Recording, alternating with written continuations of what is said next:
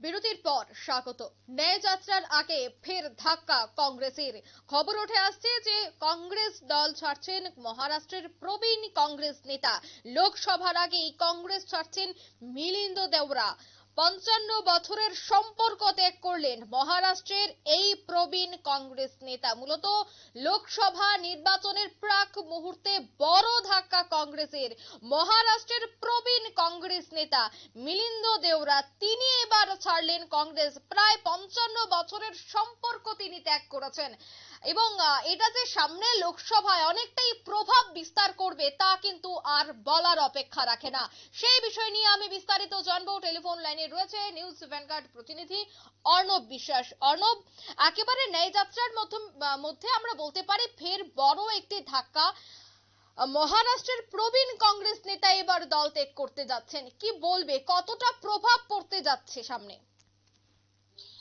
দেখো এটা যেটা অবশ্যই দেখা যাচ্ছে যে কংগ্রেসের এই ন্যায়যাত্রা যদিও কংগ্রেস করছে স্বাভাবিকভাবেই একটা বড় প্রভাব ফেলার জন্য ২৪-এর আগে নির্বাচনের আগে একটা ভালোভাবে যাতে তাদের একটা ফুটিং করতে পারে তার জন্যই কিন্তু করছে। কিন্তু দেখা যাচ্ছে এই ন্যায়যাত্রার আগে একের পর এক অঘটন ঘটছে কংগ্রেস দলে। আমরা গতকালকে যেটা আমরা নিউজ করেছিলাম নিউজ ভ্যানগার্ডের পক্ষ থেকে, যেখানে আসামের এক বড় কংগ্রেস নেতৃত্ব যিনি আসামের মুখপাত্র ছিলেন আসাম কংগ্রেসের, একই রকম ভাবে জেনারেল সেক্রেটারি তিনি পদত্যাগ করেছেন। একই রকম ভাবে আজকে আবারও দেখা যাচ্ছে কিন্তু কংগ্রেস ছেড়েছেন মিলিন্দ দেওরা, যিনি অবশ্যই সেখানে মহারাষ্ট্রের কিন্তু একটা বড় নেতৃত্ব।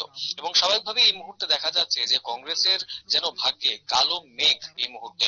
২৪-এর নির্বাচন যত এগোচ্ছে তত কংগ্রেস দল শক্তিশালী হওয়ার থেকে দেখা যাচ্ছে কংগ্রেসের দলের যারা অলরেডি ভালো শক্তিশালী নেতৃত্বরা রয়েছেন তারা যেন ছেড়ে দিচ্ছেন একের পর এক। স্বাভাবিকভাবে এই মুহূর্তে দাঁড়িয়ে সেটা কিন্তু একটা সমস্যার কারণ হয়ে দাঁড়িয়েছে। এবং এই বিষয়টাকে কেন্দ্র করে এই মুহূর্তে যারা কংগ্রেস নেতৃত্বরা রয়েছেন, যিনি মিলিন্দ দেওরা তিনি কিন্তু জানিয়েছেন তিনি উত্তেজপন্থী শিবসেনা, শারদ পাওয়ারপন্থী এনসিপি ও কংগ্রেস জোটের আসন সমঝোতা নিয়ে অসন্তোষ প্রকাশ করেছেন। এবং এই অসন্তোষের কারণকে সামনে রেখেই কিন্তু তিনি পদত্যাগের সিদ্ধান্ত নিয়েছেন মিলিন্দ। তিনি জানিয়েছেন যে কংগ্রেসের সঙ্গে তার পরিবারের ৫৫ বছরের সম্পর্ক, কিন্তু শেষমেশ সেই সম্পর্ক তিনি ছাড়তে চলেছেন, কারণ এতদিন পর্যন্ত যেই সমস্যা রয়েছে সেই সমস্যা এখনো পর্যন্ত সমাধান হয়নি, যেটা বিগত দিনেও কিন্তু আমরা আসামের ক্ষেত্রেও দেখছিলাম। আসামের যিনি নেতৃত্ব তিনিও কিন্তু সেখানে পদত্যাগ করার আগে এই কথাগুলোই বলেছেন। সেখানে কংগ্রেস নেতৃত্বদের বিরুদ্ধে স্বজন পোষণেরও কিন্তু সেখানে অভিযোগ তুলেছিলেন তিনি। একই রকম ভাবে কিন্তু মিলিন্দ দেওরা, যিনি মহারাষ্ট্রের একজন বড়সড় নেতৃত্ব, তিনিও কিন্তু ৫৫ বছরের যে সেই সম্পর্ক কংগ্রেসের সঙ্গে সেই সম্পর্ক তিনি ছিন্ন করেছেন। কারণ কি দেখিয়েছেন তিনি, একই রকম ভাবে তিনি আসন সমঝোতা নিয়ে তার যে সমস্যা, আসন সমঝোতা তার পাশাপাশি অন্যান্য বিষয় নিয়ে যখনই তিনি শীর্ষ নেতৃত্বের কাছে গেছেন তখন নানান সমস্যা, এই সব বিষয়গুলোকে কেন্দ্র করে কিন্তু এই মুহূর্তে তিনি কংগ্রেস ছাড়তে বাধ্য হয়েছেন। এবং একনাথ শিন্দে পন্থী শিবসেনাতে যোগ দিতে পারেন এমনও কিন্তু একটা কানাঘুষো শুনে যাচ্ছে এই মুহূর্তে। মহারাষ্ট্রের কংগ্রেস থেকে তিনি নিজে পদত্যাগ করেছেন এবং পদত্যাগের পরে একনাথ শিন্দে পন্থী যে শিবসেনা রয়েছে সেই শিবসেনাতে যোগদান দিতে পারেন।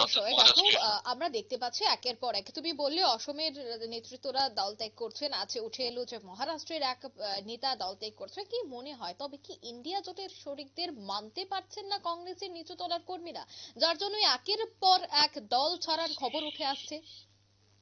দেখো, কংগ্রেসদের শরিকদের মানা অবশ্যই একটা বিশাল বিষয় রয়েছে, কিন্তু যেটা এই মুহূর্তে দাঁড়িয়ে লাগছে যে যারা কংগ্রেস দলের নিজস্ব নেতৃত্বরা রয়েছেন তাদের যে ব্যবহার নিচুতলার নেতৃত্বদের সঙ্গে বা বিভিন্ন যে জেলার নেতৃত্বরা রয়েছেন, বিভিন্ন রাজ্যের নেতৃত্বরা রয়েছেন তাদের সঙ্গে যে যোগ সাজস, সেটা নিয়েই কিন্তু প্রাথমিকভাবে একটা সমস্যা রয়েছে। তার পাশাপাশি তুমি যেটা বললে যে শরিকদের মানতে পারছেন না, শরিকদের সঙ্গে একটা ইকুয়েশনের একটা ব্যাপার রয়েছে, সেইগুলো তারা মানতে পারছে না, তার জন্য তো একটা সমস্যা রয়েছে অবশ্যই অঙ্কিতা।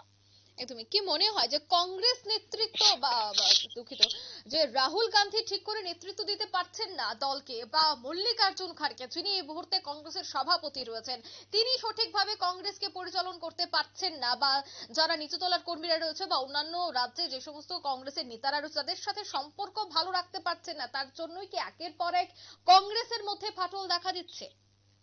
দেখো অঙ্কিতা, মল্লিকার্জুন খার্গে বা রাহুল গান্ধী সেখানে নেতৃত্ব দিতে পারছেন কি পারছেন না সেটা হয়তো আমার বা তোমার এখানে দাঁড়িয়ে বলাটা সমীচীন নয়, কিন্তু তার পাশাপাশি যে বিষয়গুলো উঠে আসছে, স্বাভাবিকভাবেই কংগ্রেসের মতো এত পুরনো একটা দল, এত প্রাচীন একটা দল হওয়া সত্ত্বেও সেখানে যে কিছু কিছু জায়গাতে ডিসিপ্লিনের একটা অভাব লক্ষ্য করা যাচ্ছে, যেটা রাজনৈতিক বিশ্লেষকরাই বলছেন। এবং বিভিন্ন জায়গাতে দেখা যাচ্ছে কোনো জায়গাতে হয়তো কেউ পদ পাননি, সেই জন্য মনক্ষুণ্ণ হয়ে পদত্যাগ করছেন। অন্য জায়গাতে দেখা যাচ্ছে কংগ্রেস নেতৃত্বদের কাছে তারা, যারা সিনিয়র নেতৃত্বরা রয়েছেন তাদের কাছে বারংবার তারা গেছেন, কিন্তু সেখান থেকে সমীচীন কোনো জবাব পাননি বা সমীচীন কোনো সহায়তা পাননি। আর সেই জন্য তারা পদত্যাগ করতে বাধ্য হচ্ছেন এবং একের পর এক দেখা যাচ্ছে তাদের যারা ডিজার্ভিং ক্যান্ডিডেট রয়েছেন, যারা ডিজার্ভিং বহু দায়িত্ব নেওয়ার, তাদেরকে বাদ দিয়ে অন্যান্যদের দায়িত্ব দেওয়া হচ্ছে। এই বিষয়গুলোকে কেন্দ্র করে কিন্তু একের পর এক এই ঘটনাগুলো ঘটছে। স্বাভাবিকভাবেই নেতৃত্বের বিষয়টা অবশ্যই তুমি বললে মল্লিকার্জুন খার্গে কংগ্রেসের সভাপতি, এমনকি অবশ্যই এই মুহূর্তে দাঁড়িয়ে ইন্ডিয়া জোটেরও কিন্তু মুখ হয়ে দাঁড়িয়েছেন মল্লিকার্জুন খার্গে। কিন্তু স্বাভাবিকভাবেই এই বিষয়গুলো যাই থেকে থাকুক, সেই নেতৃত্বের যে বিষয়টা সেটা কিন্তু আরো অনেকটাই বেটার করতে হবে কংগ্রেসকে, তা কিন্তু আর বলার অপেক্ষা রাখে না অঙ্কিতা। একদমই। ধন্যবাদ অর্ণব। আজ থেকেই শুরু হচ্ছে কংগ্রেসের ন্যায় যাত্রা, কিন্তু এরই আগে আমরা দেখতে পাচ্ছি একের পর এক আপডেট উঠে আসছে, বিভিন্ন রাজ্যের কংগ্রেস নেতৃত্বরা দল ত্যাগ করছেন এবং সেই খবর কিন্তু রীতিমতো রাজনৈতিক মহলে এই মুহূর্তে চর্চার বিষয় হয়ে দাঁড়িয়েছে। নিয়ে নিচ্ছে ছোট একটি বিজ্ঞাপন বিরতির, সঙ্গে থাকুন।